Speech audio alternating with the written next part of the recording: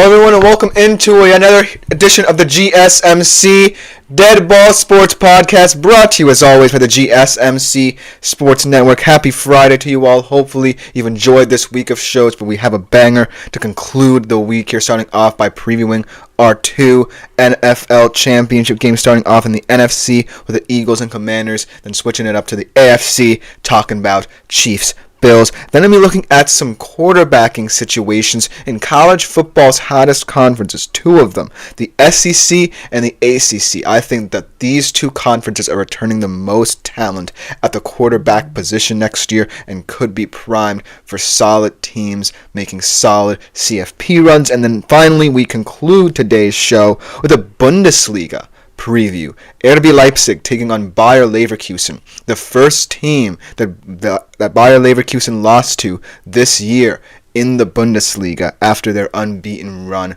to the Meisterschaft this season.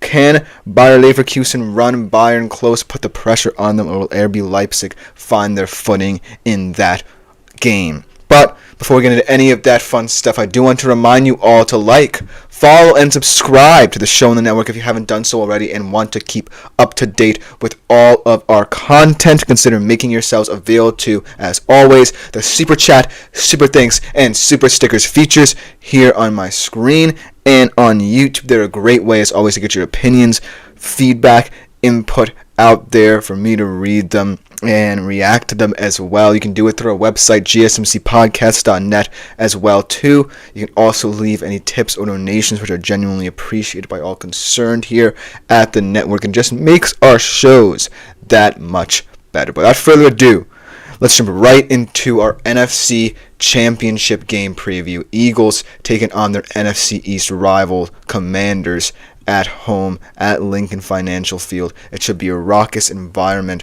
two of the NFC's best. But I think that this game has more storylines surrounding it than the Chiefs-Bills game, surprisingly. Because speaking about the Commanders is always incredible to behold, considering the trajectory of their season, right? They implemented an entirely new regime organizationally. They got rid of Dan Schneider. They brought in GM Adam Peters. They brought in head coach Dan Quinn. He brought in offensive coordinator Cliff Kingsbury. And a lot of pieces had to be fitted into this puzzle. So what do? With the second overall pick, they draft Jaden Daniels. He quickly becomes perhaps the best rookie quarterback of all time in the regular season, set records for completion percentage and rushing yards, and now finds himself on the doorstep of being the first ever rookie quarterback to star in a Super Bowl. And the only team in his path is a team in his division that he's all too familiar with in their two games this season, the Philadelphia Eagles. And one man matters more to this game than perhaps any other, and that is Saquon Barkley. Now more than ever, I feel like the Eagles are going to be needing Saquon in this game because this is eerily similar to these teams' second meeting of the regular season when Jalen Hurts went down with an injury, because now Jalen Hurts might be playing through an injury or he may not play entirely, concerning severity of this injury and really waiting to hear what's going on with it, because now that the Commanders are coming in with all this fire, beating the number one seed Detroit Lions, a 15-win team, I feel like the momentum is slowly going towards their side. But because of Saquon Barkley, you can never doubt this Philadelphia Eagles team, even with a hobbled quarterback. And Jalen Hurts has been here before. He's been in this position, getting this team to the Super Bowl a couple years ago. But ultimately, it's going to be a lot harder. But let's get into the details of this matchup, the impact certain players can be, and the big questions that both teams have to answer. Let's start with the Commanders, because the Commanders also have their fair share of injury worries, especially at the interior of their offensive line. Obviously, right guard Sam Cosmi last week went down with an injury, graded as one of the best interior offensive linemen this year by PFF, replaced by Trent Scott, who only logged 45 snaps at the position prior to that injury. It's going to be interesting to see how that plays into the Eagles' defensive game plan, what they failed to succeed with in their second meeting this season. That brings me to my first question that the Washington Commanders have to answer. Can Daniels continue to beat the blitz? Because the Eagles blitzed him at the second highest rate he had been blitzed all regular season. 35.6% of his dropbacks, they blitzed him, daring him to make the quote-unquote rookie mistake.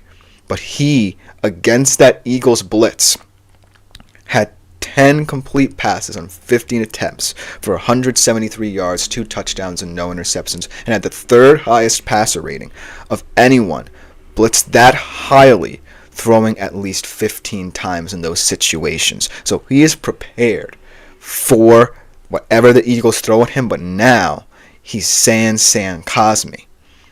And I feel like the Eagles are going to want to win this game defensively, because that's where they have all the juice. Yes, Saquon can be the difference maker, and we'll talk about Washington defensively. But I do think that the aim for Philly is to gain better field position than Washington, so that Jalen Hurts is not going to be asked to do too much because of that injury and how hobbled he could be. So I feel like if the Eagles take the initiative, if the Eagles dominate the trenches and really figure out the interior of that Washington offensive line, it could be a much tougher day for Jaden Daniels than the last time out here. And then on the other side of things, looking at the Washington defense, their run defense was one of the worst in the entire NFL, and it's only gotten worse in the postseason. I believe they were the 4th worst in terms of the regular season, giving up 137.5 rush yards per game. Now they're giving up 150. And the way they let Jahmyr Gibbs run all over them should have Saquon chomping at the bit to get out this defense. And he's going to have to be the bell cow in this game because of what could be a very hobbled Jalen Hurts. So that's one of the questions I feel like the Commanders need an answer. Can the big boys up front, the Daron Paynes, the Jonathan Allens of the world, get going so that this secondary can also find confidence and rhythm in their game, which much like they did against Detroit?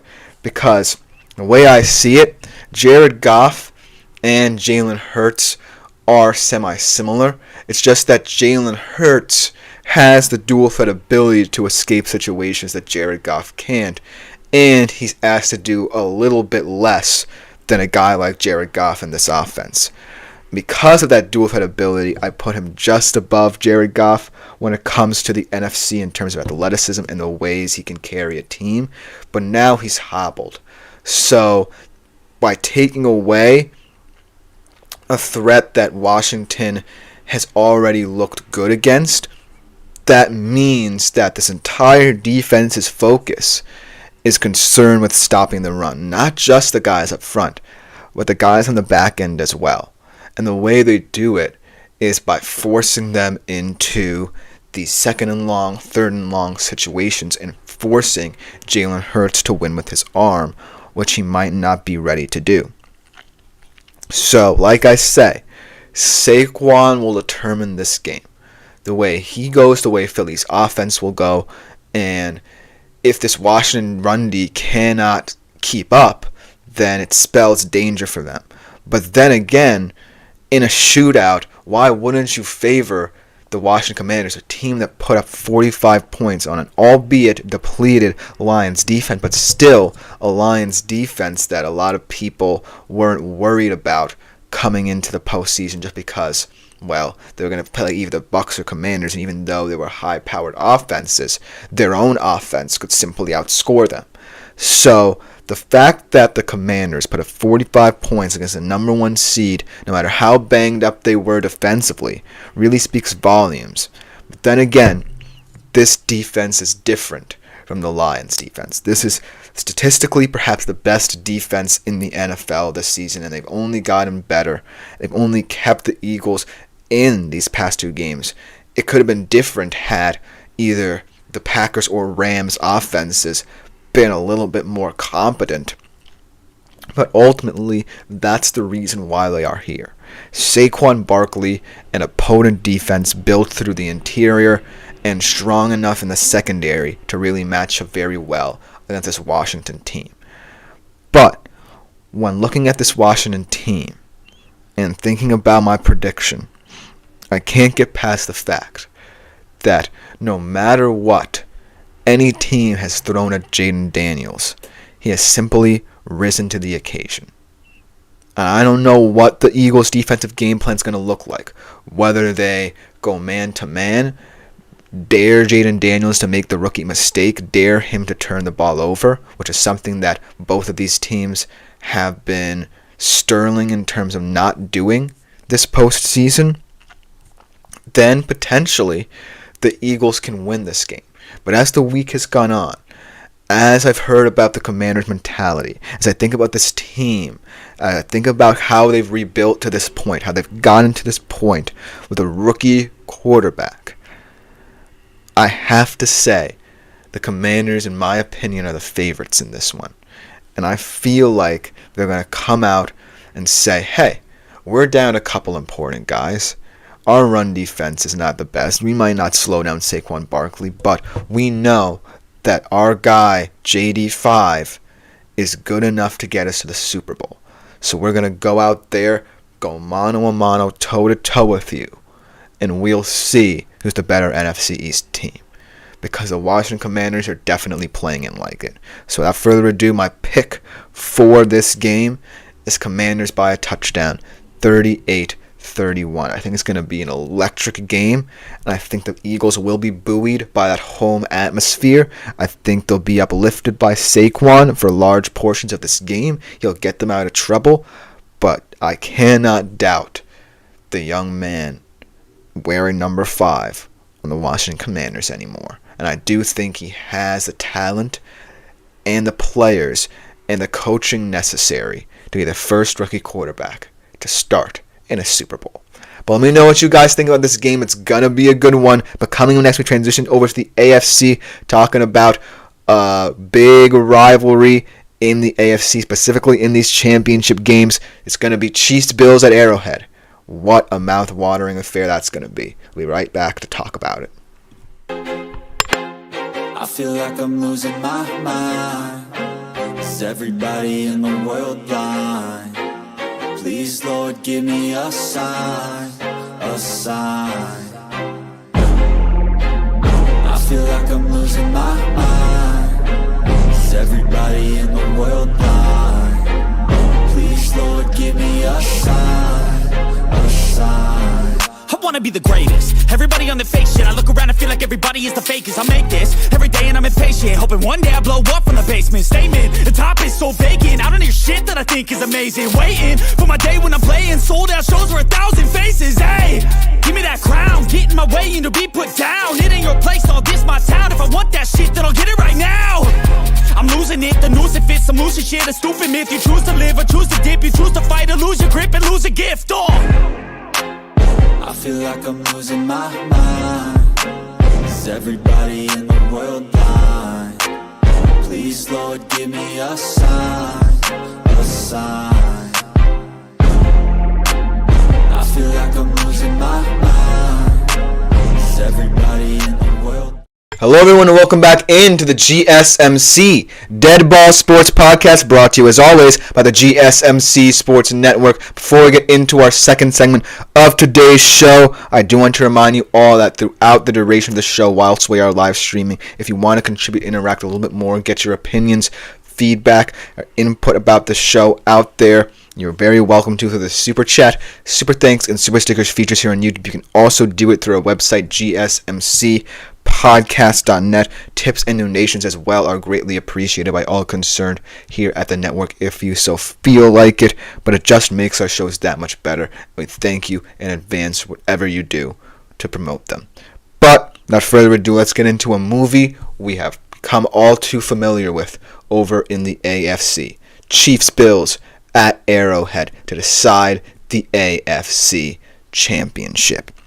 We've seen these quarterbacks play before, one of the most legendary modern rivalries at the QB position. Mahomes, Allen. We know that Allen rules the roost in the regular season, but when the postseason comes around, Patrick Mahomes and his voodoo magic always come out on top. A sterling 3-0 record in the postseason against Josh Allen and his Bills. But this time, it could be very different, even though it's still Arrowhead, it's still Mahomes on the other sideline, and it's still Steve Spagnuolo, one of the best defensive minds when it comes to postseason in NFL history. But let's talk about the hypotheticals here. Let's talk about ways both of these teams can establish their identity on this game, including how Josh Allen can finally get over the hump and how the Chiefs' defense was the biggest X factor in this one as well. Let's talk about the Bills here, right? Because everyone thought that the Bills might take a bit of a step backwards considering all the production they lost from their offense last year.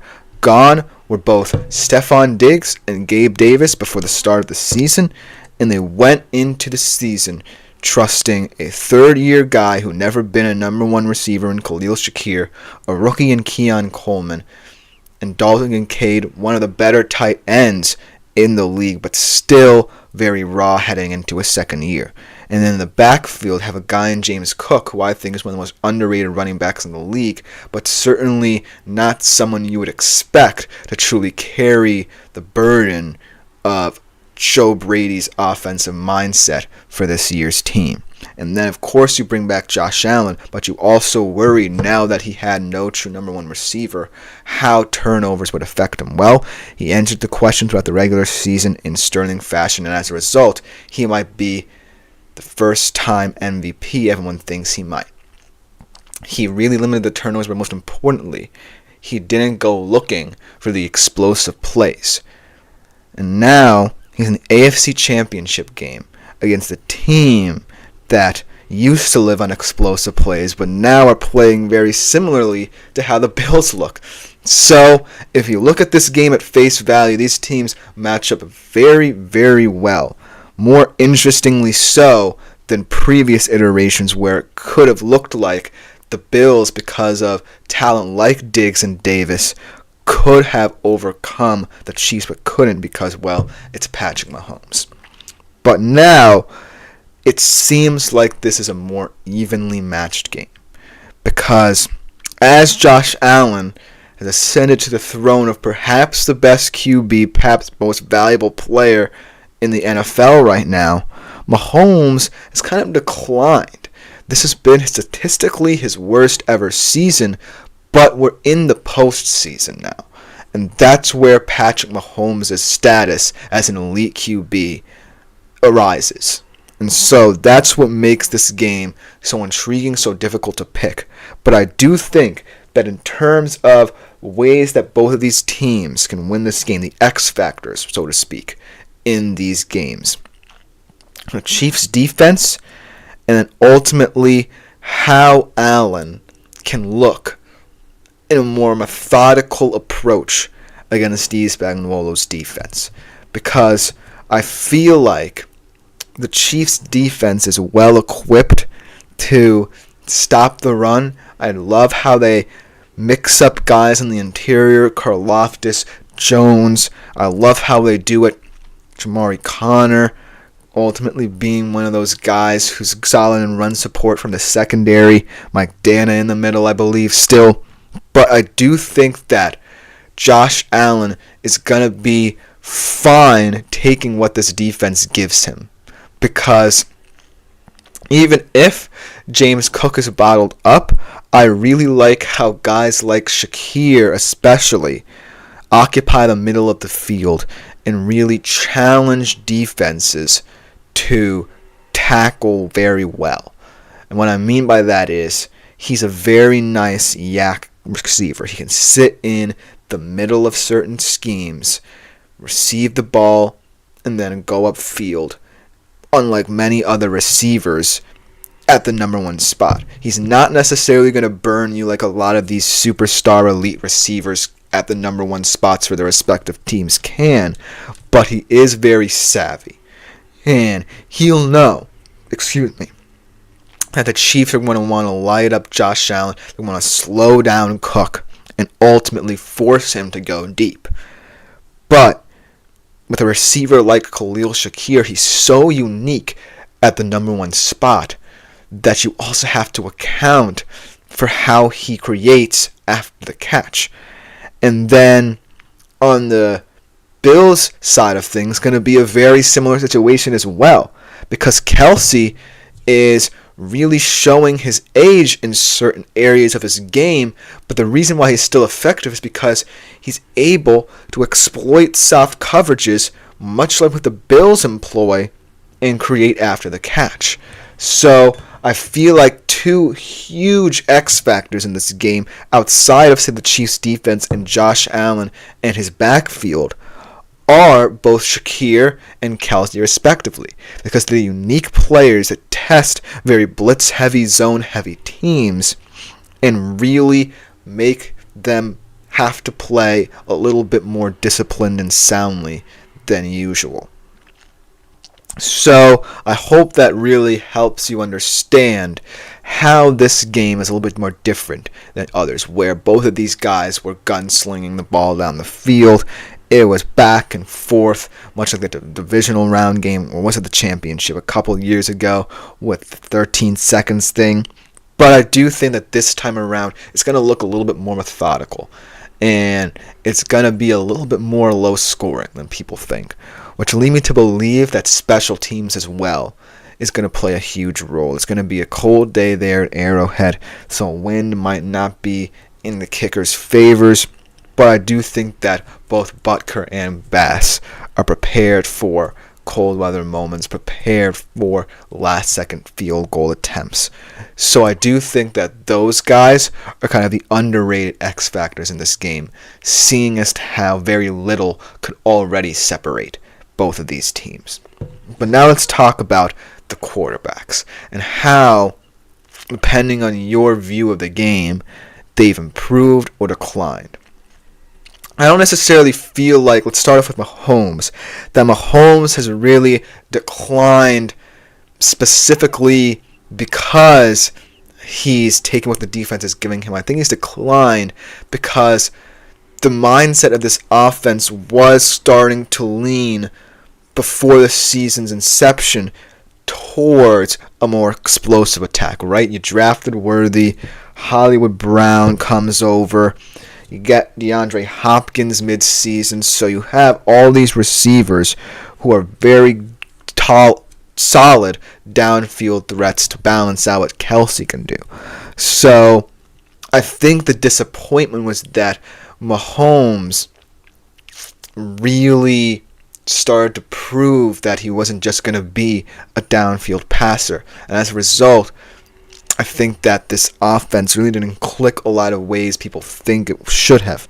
But ultimately, I'm not necessarily too worried about Mahomes, especially in the postseason, just because of the fact that when he's in the postseason, it doesn't necessarily matter how poorly he plays. He knows that Spagnuolo, yet again, is going to scheme up something to put pressure on the opposing offense and really make this a lot closer than people think. Because in reality, a lot of people probably think that when the Chiefs look as down as they have, that they can get down on their day. That a talented offense on their day can overwhelm the Chiefs. And that's what the Bills did in their regular season meeting. And it's the only loss the Chiefs had where all of their starters played. But now, I just feel like this game is given another opportunity. Now that the Chiefs are in the postseason, they're in the mindset of winning. We want to get this three-peat. They're going to be in the zone, specifically Steve Spagnuolo.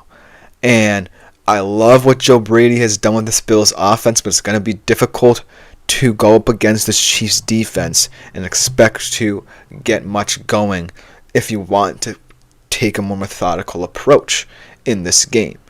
And I think a lot of people might be skeptical about that, but I do think that in this one, it's big plays that could decide it either way.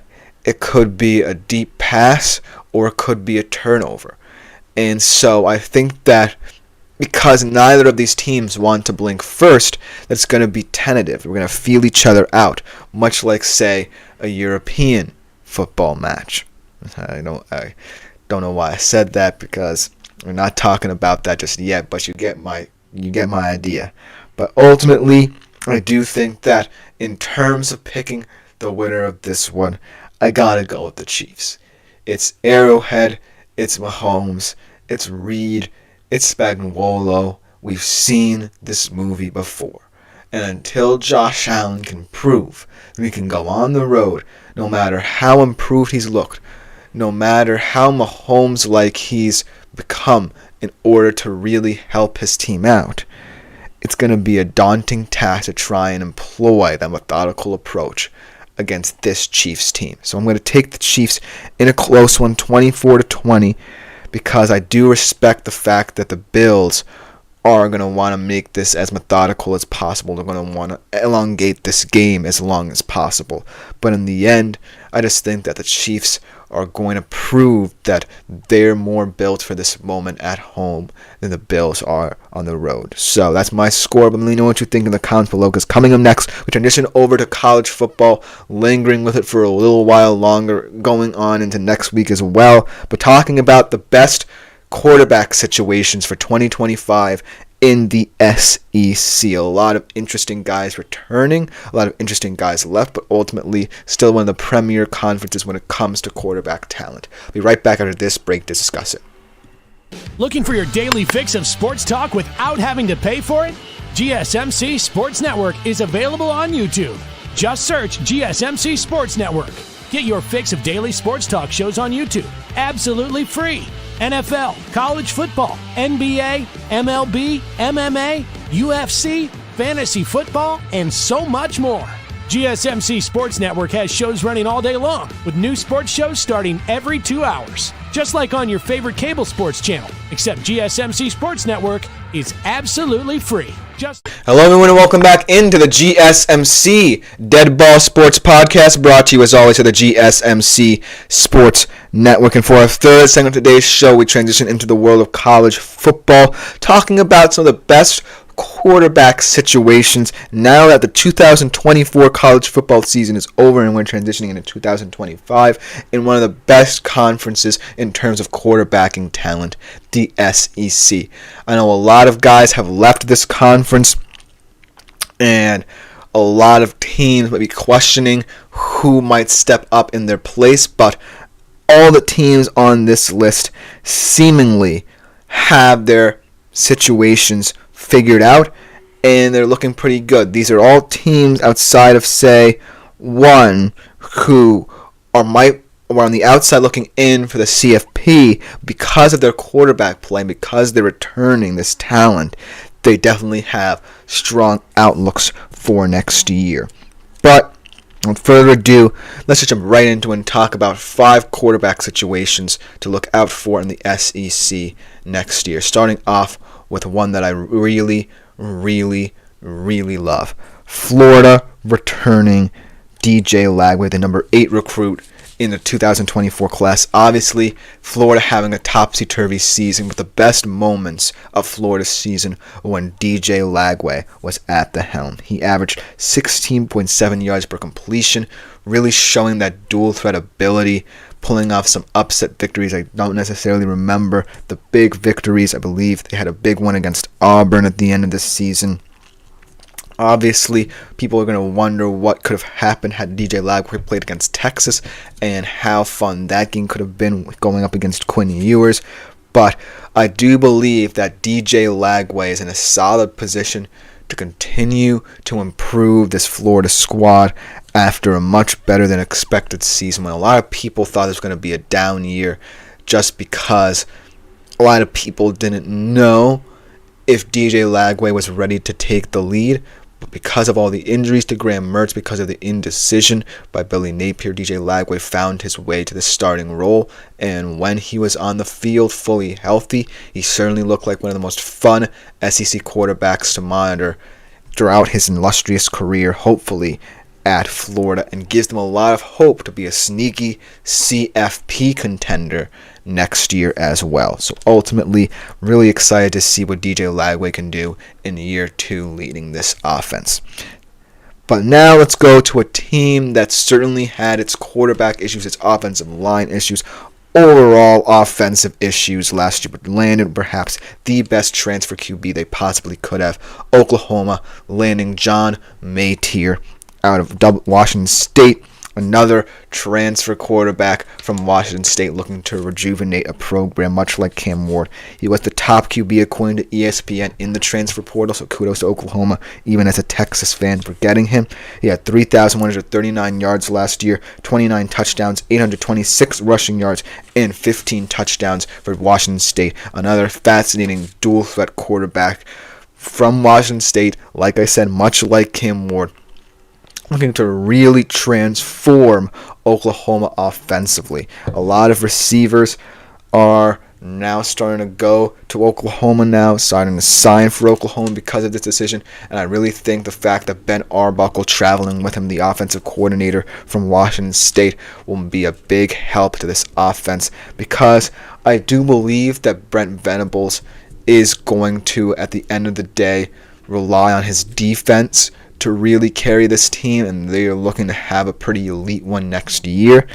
But they really did want a quarterback who could be a difference maker for this team because of the failures of Jackson Arnold and Michael Hawkins to lead this team last year.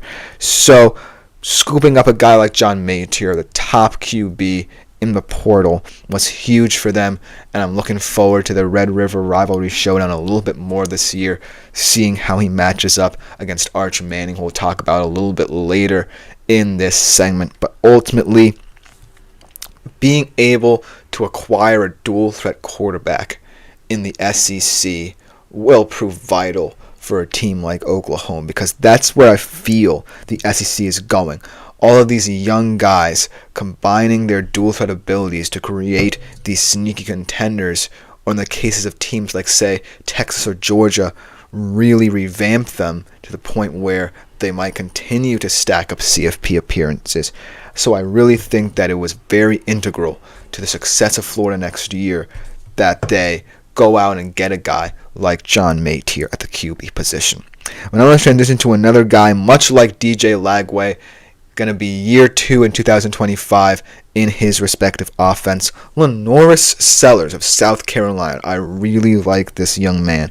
He plays like a running back. He is 6'5", 250, and he really shows it on the field, on tape, whether or not he's passing the football or running it down your throat as a dual threat guy. 3,208 total yards, 25 total touchdowns, a sterling performance on the road against Clemson in the final game of the regular season to put their CFP hopes in doubt. Ultimately didn't help their own, and the Clemson got ahead of them as ACC champions. But it just goes to show that next year, this team in South Carolina could be prepared to win 10 games rather than 9 and really put themselves in the reckoning for a CFP spot. And looking at how this team stacks up, I think that they can take down the Alabamas and Tennessees, the world of team that you would expect them to. And then looking at potentially an SEC championship game appearance, you might be able to make a game out of, say, the Texases or Georgias of the world, should they get there as well, because of the strength and physical abilities of a guy like Lenoris Sellers. They were never down and out in a game. He had a fantastic game against Texas A&M as well. And so I'm really looking forward to both Lagway and Lenoris Sellers having a say in how the SEC pans out. They have a lot of good games. Florida plays Texas. I believe South Carolina plays Alabama, maybe Georgia next year, and then Tennessee as well. But ultimately, Lenoris Sellers just makes this South Carolina Gamecock squad really sneaky yet again, and potentially a team that wins that extra game that puts them in the reckoning for a CFP spot. So overall, really, really looking forward to his year 2 in South Carolina. But let's talk about the man of the moment in the SEC down there at Texas. going to lead the Longhorns next season, his first year as a starter. Of course, I'm talking about the ever-hyped Mr. Arch Manning, the number 5 recruit in 2023, waited his turn, bided his time behind Quinn Ewers. A lot of people saying leave in the transfer portal, potentially go to Ole Miss, follow in the footsteps of your uncles. But no, he decided to stay and ultimately looked pretty good in some spot starts because of Ewers' injuries throughout the season. Completed 61% of his passes, 939 yards, had 9 total touchdowns, I believe, filling in for him. So we caught a glimpse of what this kid could do. Obviously, a lot more you could do with him than Ewers. Ewers a little bit more limited in terms of his deep ball accuracy, and as we saw in his spot starts, Arch Manning not afraid to throw the deep ball, so I like to see how he improves under Sark especially, and hopefully Sark has a little bit more diverse play calls for a player like Manning, unlike what he had with the Ewers, which really kind of stagnated the Texas offense at times. The fact that maybe Sark didn't trust Ewers in certain situations as much as he might trust Manning now. So ultimately, that question will have to be answered. But as a Texas Longhorns fan, I'm ready for the Arch Manning hype. I think that this kid can be really special this season. I think that he's not going to be swayed by all the media attention. He's not going to be swayed by the allure of the NFL draft coming up. But I do think that he is most importantly fully bought in to the Texas Longhorns identity. He wants to be the guy to lead them back. And I feel like before his Texas Longhorn career is done, he will have done so. I'm not necessarily certain that he's going to come back for 2 years. Maybe he does. But maybe since he's going to be perhaps the number 1 prospect in the 26 NFL draft, he's going to be a one-and-done guy. But in that one season, he's going to give a lot of Texas fans hope and optimism that he can get it done and officially proclaim themselves back. But until that happens, we're still asking questions about how excited Texas fans should be, including myself, about Arch Manning and his talent. Obviously, we talked about what's next for Texas. We talked about the production that is leading them. We talked about how this offensive line especially is going to look next year.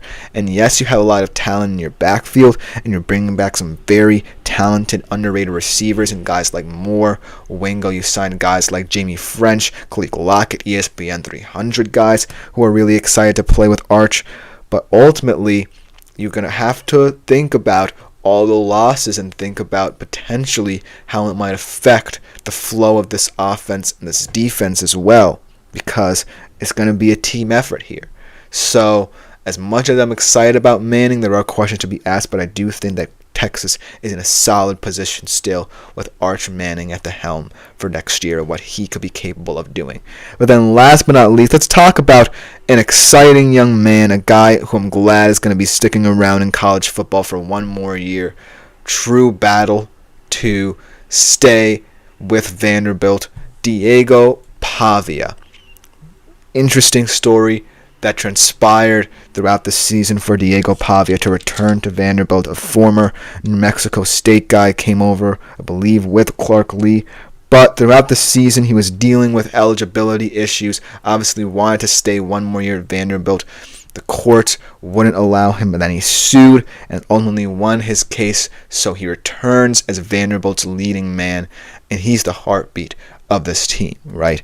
He is someone who I'm really excited is returning to SEC football. Really, really, really one of the jokers in the deck of the SEC season. Upset the odds against Alabama. Nearly did it against Texas as well. 2,293 total yards, 800 rushing yards, 28 total touchdowns. So another dual threat guy, a little bit older, a little bit more seasoned, but also someone who's always going to be a wild card to beat you.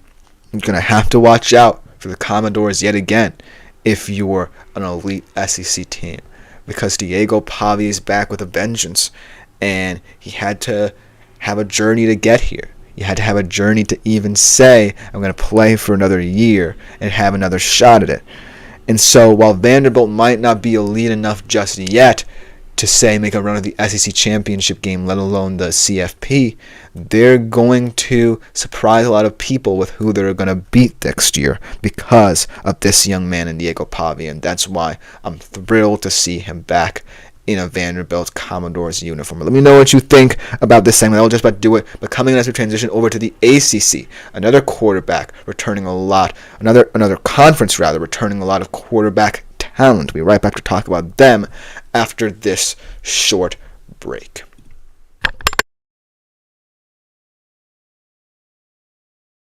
For the best and latest podcasts available anywhere, go to the podcast app on your cell phone and type in GSMC to access free content-rich podcasts on health and wellness, book reviews, sports, entertainment, relationships, social media, movies, technology, finance, and even weird news. Subscribe and download the GSMC Podcast Network's family of shows, available everywhere. Hello everyone and welcome back into the GSMC Dead Ball Sports Podcast, and for our fourth segment of today's show, we transition from the SEC to the ACC in terms of looking at returning quarterback talent and which situations will be the best in that conference. The ACC, in my humble opinion, one of the most underrated conferences in the entire country when it comes to quarterback talent, and I really wanted to share this with you because all of these guys on this list can make a huge difference for their teams, whether they be transfers, whether they be returners, whether they have a chip on their shoulder, whether they're back with a vengeance. All of these guys have a point to prove, and they're really exciting talent. So without further ado, let's talk about these situations in the ACC, starting off with perhaps the best returning quarterback in the entire conference, in Cade Klubnik of Clemson. Obviously had a rough start to his Clemson career, replacing DJ Uiagalelei and his really weird start to his career. Hopefully DJ Uiagalelei finds his footing somewhere, maybe outside of the country, but I'm not sure what happened with him. But I digress, because we're talking about Cade Klubnik, someone who really matured in his second season as the starter, returns for his senior season as aptly as anyone under Dabo Swinney could. 3,639 yards though last year, 30 touchdowns, 16 more than the year prior. Third straight season under Garrett Riley, most importantly their offensive coordinator, and 11 games and multiple touchdowns. And I do think that the promise he showed in fighting against Texas, leading his team to the brink of potential upset, really showed the moxie this kid has, really showed the improvement and maturity and understanding between himself and Garrett Riley, really leading him as the OC. Most importantly, what I love about him is he's a senior quarterback. And it really goes to show that you don't necessarily have to be a one-and-done guy. You don't have to be someone like an Archer Manning who waits their turn, plays one season, and then leaves. You can be a guy like Cade Klubnik who is willing to improve. And that's something that I like about Dabo Swinney. Love him or hate him, he relies upon certain guys who are willing to learn under his tutelage. And he did a great job in hiring Garrett Riley, really rejuvenating a guy like Cade Klubnik, and I'm really intrigued to see how he improves. He could be, in my opinion, one of the top QBs taken in the 26th NFL draft, but ultimately I applaud him for returning because it takes a lot of strength, it takes a lot of guts to return to a team as a senior when you could have gone in this year's draft, could have been potentially one of the top 5 QBs taken, and really want to learn more, really want to improve, really wants to build on a very strong season for Clemson and for himself. And that's why I think he leads the way in terms of returning quarterback talent for the ACC in terms of how good this conference could look at the position. Now let's talk about an interesting returnee over at Georgia Tech, Mr. Haynes King. What a weird college career he has had. I don't know what that was. But ultimately, talking about Haynes King is an interesting topic because of, like I said, his many trials and tribulations as a college football quarterback. Started out his career at Texas A&M.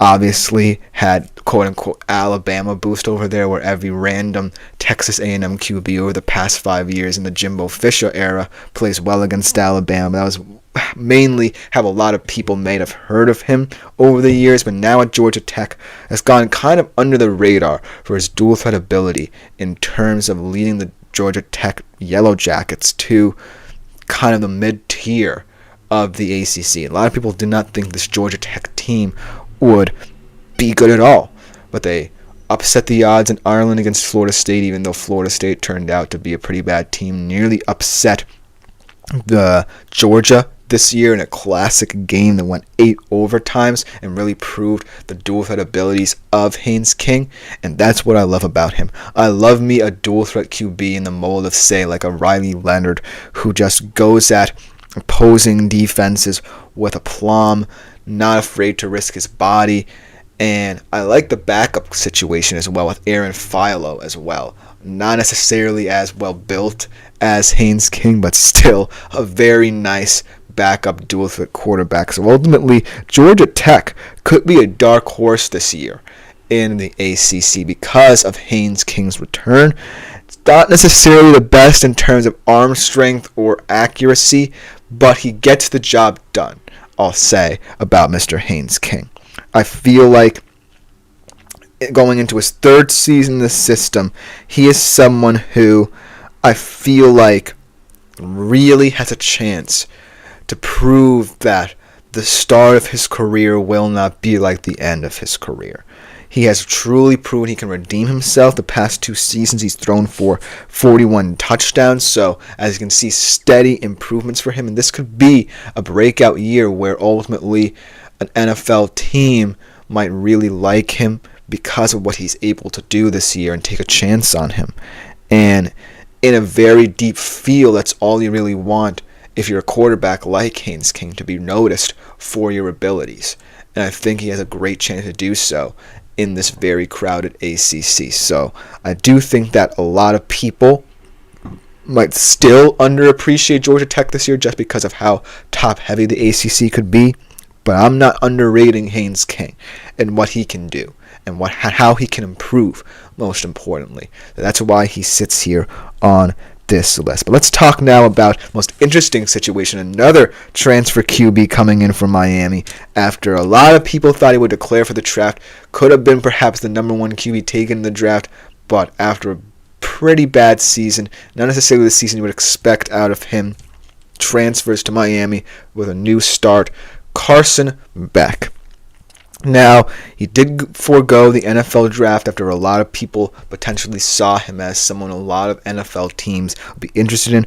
And I think it was ultimately the right choice for him. I don't necessarily think he was pro-ready after a lot of people put the pressure on him to be the number 1 QB in this class. A lot of preseason hype surrounding him. But I do think that transferring to Miami is a good move for Carson Beck. Obviously, they're going to lose a lot of receiving talent, but they're also going to gain some as well. A lot of Georgia guys might follow him a little further south to reunite with him, and this could be an offense in the ACC predicated on Carson Beck's stability and his ability to spread the football around. That's what I really appreciate about a guy like Carson Beck. While he had his struggles this season, certainly tossed his fair share of interceptions, I do think that his ability in all the areas of the field to spread the football around, distribute the wealth, is not going to go unnoticed in Miami. He could improve his draft stock, like I said, in a very deep 2026 QB class to the point where he himself could be the number 1 QB yet again, where a lot of people are going to be saying, hey, Carson Beck forgo the draft this year, but this time around he's not going to make the same mistake. And now in this Miami system where he could look a little bit more comfortable, not necessarily be too overhyped, I feel like he could potentially be the number 1 QB on our big boards yet again. So that's why I think that Carson Beck's an interesting proposition for Miami. But then again, there are still worries, there are still caveats coming with him.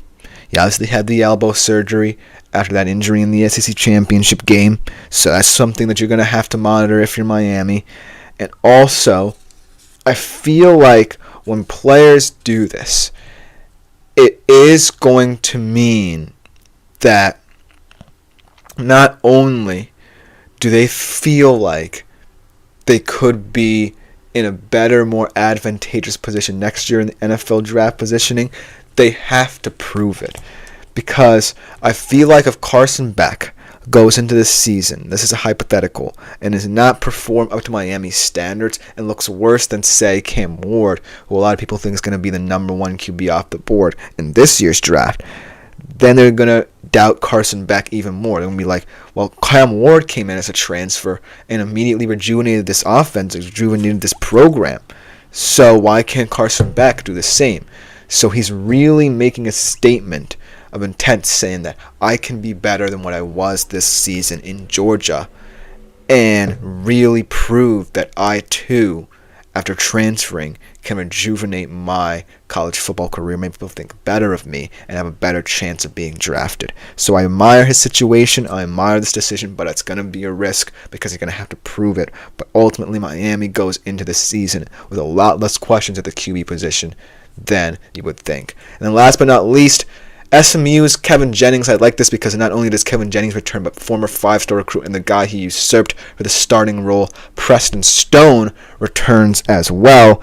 But I really think that Kevin Jennings is a guy who a lot of people are going to be hyped to see in year 2 leading this offense. His third-team all-league performance cannot go understated.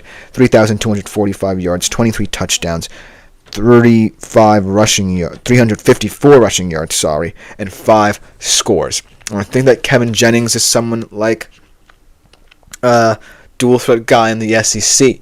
And I like that flair in the ACC because it might be what's needed to carry you over the hump in the ACC championship game this year. I mean, this year obviously was a year ahead potentially for SMU with their team that's playing with house money. Literally, they have all the booster money they need, and this program could be good for many years, and Kevin Jennings could be the start of something big down there at Southern Methodist University. So I really like that he returns and really wants to be part of this SMU rebuild, or whatever you might call it, considering the fact that they're not really rebuilding. They're almost ready. So I really like that decision by him. But let me know what you think about the QB situation. The ACC is going to be a loaded, top-heavy conference. But coming up next, we transition across the pond, specifically to Germany. We talk about a Bundesliga showdown between RB Leipzig and Bayer Leverkusen, 2 teams in the top 5. Bayer Leverkusen looking to put pressure on Bayern Munich. RB Leipzig looking to stay alive in the race for a Champions League spot. We'll be right back to talk about it after this short break.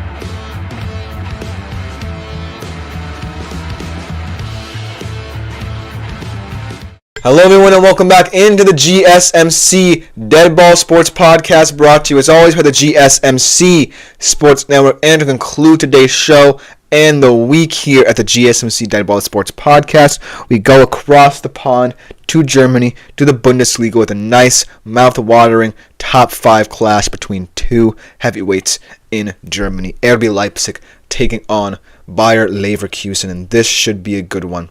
Bayer Leverkusen, obviously, if you're not familiar with them, truly the Kings of last year, going on an unbeaten run through the Bundesliga, winning their first ever Meisterschale. Came up a bit short in the Europa League. I like to say that as a Bayern Munich fan, that they weren't completely perfect. They were a little bit blemished, but ultimately tremendous season under Xabi Alonso last year. This year, running Bayern Munich a little bit close here at the midway point, the Hinrunde as they call it in the Bundesliga, in terms of how far back they are. Should they win this weekend and Bayern Munich were to lose to Freiburg, which I don't necessarily think will happen, hopefully, I'm crossing my fingers after that poor performance against Feyenoord, they will be within 1 point and they will continue their, I believe, 8-match unbeaten streak if they do so. But RB Leipzig, here's the story of them. Match day 1, way back in match day 1, I believe, they were the team to ultimately beat Bayer Leverkusen for the first time in an entire season before anyone else. They were the ones to end the streak in the Bundesliga at the very least. They ran out 3-2 winners, 2 goals for Lois Opanda, who could be a big X factor in this game for them. But ultimately proving that even though this is kind of a down year for them, a lot of people believing that Leipzig could be title challengers themselves, that they still could be in the reckoning to really duke it out for their top 4 spot. Obviously not doing well in the Champions League this year, but to get back into the Champions League should be their priority. As for Bayer Leverkusen, they kind of did have a tougher start to the year than a lot of people expected, but now are looking like the informed team in the Bundesliga, winning all 5 of their last games. Believe they're now on a 7-game undefeated run. Nevertheless, yes, I believe they lost in the Champions League, but in the Bundesliga at the very least, looking like true title challengers if Bayern were to slow down their pace.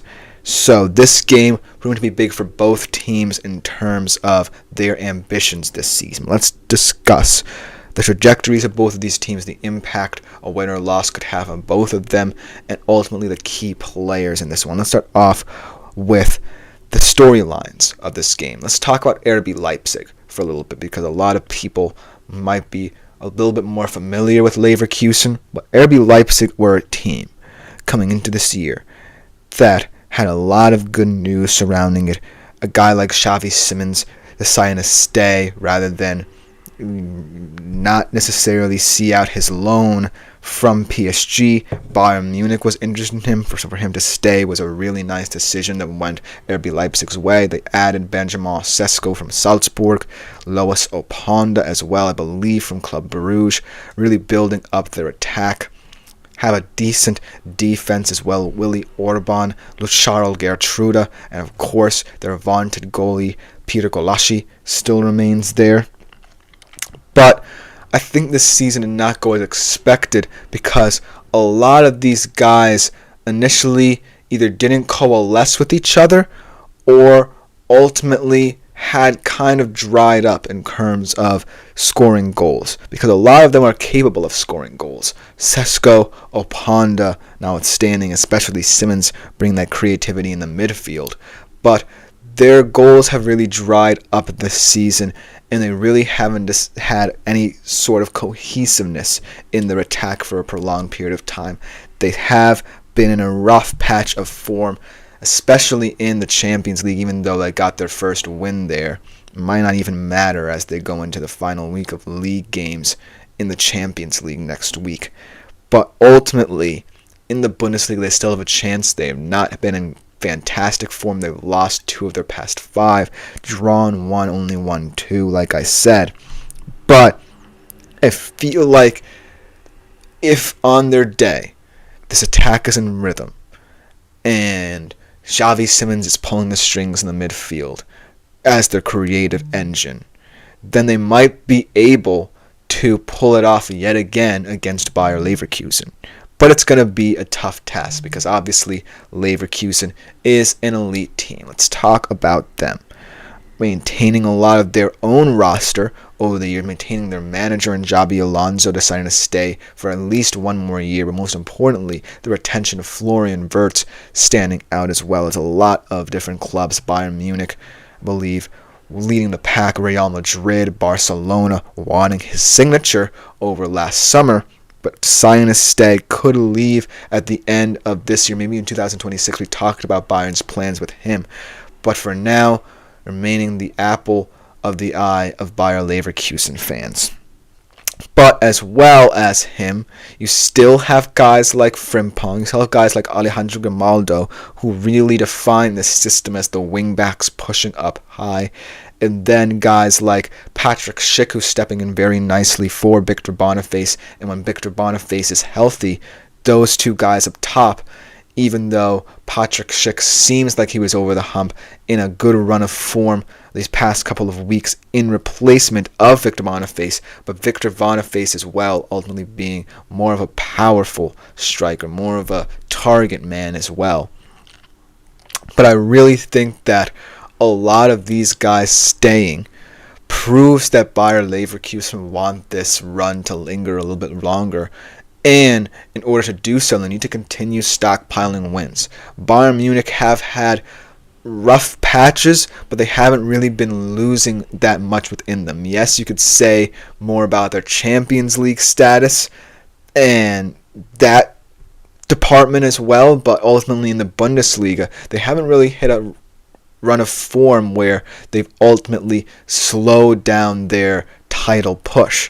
So Bayer Leverkusen just needs to win to stay alive here, and they've been doing just that, and they just have to hope now that Bayern Munich slips up yet again to one of these teams in the running for them to have a chance.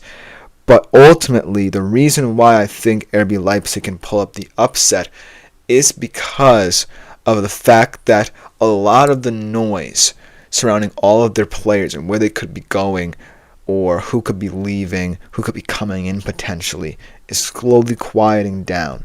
Benjamin Sesko, I believe, said that he was not in contact with any other clubs. I know Arsenal and Liverpool, I believe, are heavily linked with him, not just in this window, but the summer window as well. But ultimately, a lot of people saying he's content to stay at the club. Obviously, the whole Xavi Simons saga is dying down, and Lois Opanda settled in very nicely.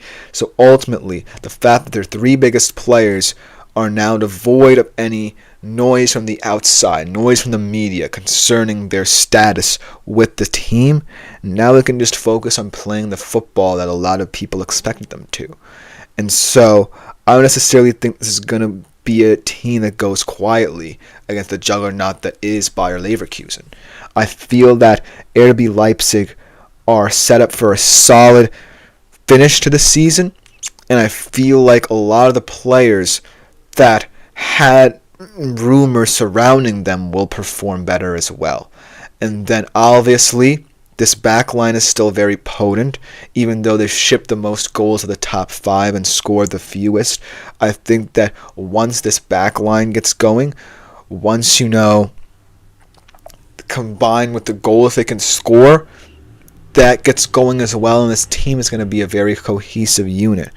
And so I don't necessarily think that Bayer Leverkusen should take this game very lightly, because I think that RB Leipzig are going to be a talented team, unlike they've been throughout the season on the pitch Saturday, that potentially Bayer Leverkusen could not account for.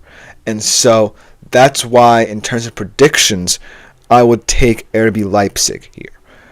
But in terms of how this impacts Bayer Leverkusen, win or lose, I don't necessarily think that Bayer Leverkusen should fret over a loss if they do end up losing here.